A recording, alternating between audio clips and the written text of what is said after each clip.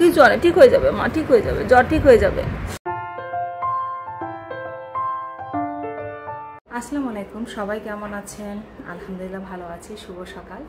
তা আজকে হচ্ছে ছেলের মিস হয়ে গেছে, স্কুলে যেতে পারে নাই। আর হচ্ছে আমার হচ্ছে একদম সকালবেলা উঠে হচ্ছে কালকে মেহমান চলে গেছে, সেগুলো অনেক কাজ পড়েছিল, সেই কাজগুলো করলাম। করে এখন দেখেন এখনও কাজ কমপ্লিট হয় নাই, পুরো ঘর বাড়ি একদম এলোমেলো হয়ে আছে। কি যে একটা অবস্থা, মেহমান চলে গেলে এমনই হয় আসলে মনে হয়। মেয়ের এই পাশে মেয়ের আবার জ্বর, তা মেয়েকে সারা রাত ধরে জলপটি দিলাম, অসুস্থ ছিল অনেক প্রচুর। তো মেয়েকে জলপটি দিয়ে সকালবেলা মানে ঘুম থেকে উঠতে পারিনি। আর হচ্ছে ছেলের স্কুলটা মিস হয়ে গেছে, মানে একবার চেতন পেয়েছিলাম ঘুম থেকে, দেখি যে কয়টা বাজে, তারপর আবার দেখি 10টা বাজে, পরে আবার যেই মেয়েকে জলপটিতে আবার যে শুয়ে পড়েছে আর মিস চলে গেছে স্কুলটায়। দেখেন ঘর বাড়ির কি অবস্থা একদম, আমার মেহমান চলে যাওয়ার পরে চলে গেছে। এই যে কি অবস্থা, সব কিছু একদম নোংরা হয়ে আছে। অনেকগুলো কাপড় রেখেছি, সেই কাপড়গুলো কাচবো।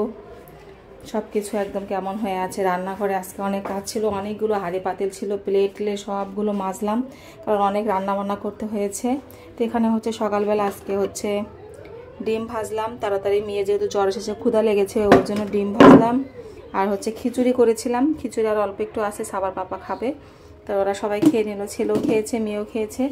তো এখন আবার দুপুরে রান্না করতে হবে। আর এখানে হচ্ছে প্লেটে সব কিছু ধুয়ে পরিষ্কার করে রাখলাম।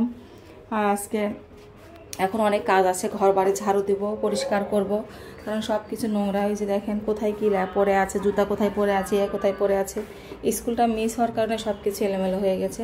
তো এখন সব কিছু গুছাই। পড়ার টেবিলের কি অবস্থা, ছেলে অলওয়েজ এরকম করে রাখে, একদম পড়ার টেবিল এলোমেলো। এই যে দেখেন এগুলো এখন গোছাতে হবে, টেবিলটা মুছে দেব। একদম টেবিলটার অবস্থা কি করে ফেলেছে। এখানে দেখেন বইয়ের ব্যাগটা কোথায় ফেলেতে রেখেছে। আর এই ঘরে তো আমি আজকে অনেকগুলো একদম কাপড় খালি রেখে দিয়েছি ধুয়ে ধুয়ে, বৃষ্টির কারণে কাপড়গুলো শুকায় নাই। তো এখন এগুলো করতে হবে। জানালাটা খুলে দিই, পাশে বাগানের জানালাটা খুলে দিই, ভালো বাতাস আসবে। এই তো এখন এগুলো গুছাই।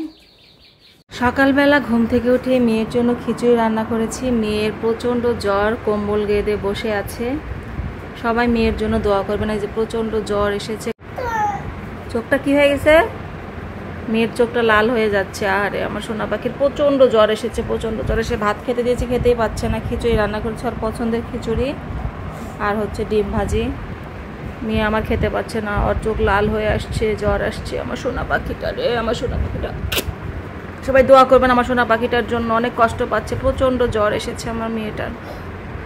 কিছু অনেক ঠিক হয়ে যাবে মা, ঠিক হয়ে যাবে, জ্বর ঠিক হয়ে যাবে। এই ঘরটারও খুবই খারাপ অবস্থা। আর মেয়ে যে জ্বরে পড়ে আছে, প্রচণ্ড জ্বর এসেছে, জ্বরে একদম শুয়ে আছে, কথা বলতে পারছে না। আর এখানে যে দেখতে জ্বরের ওষুধ নিয়ে আসলাম, মেয়েকে খাওয়াতে হবে এখন। আমার সোনা পাখিটার প্রচণ্ড জ্বর, সবাই আমার মেয়ের জন্য দোয়া করবেন। আমার টুনটুনি পাখির জ্বরে গা পুড়ে যাচ্ছে একদম। ও মুখ দিয়ে ভাপ দিয়ে, গরম ভাব বের হচ্ছে মুখ দিয়ে, মানে প্রচণ্ড জ্বর এসেছে। সবাই দোয়া করেন আমার সোনা পাখিটার জন্য।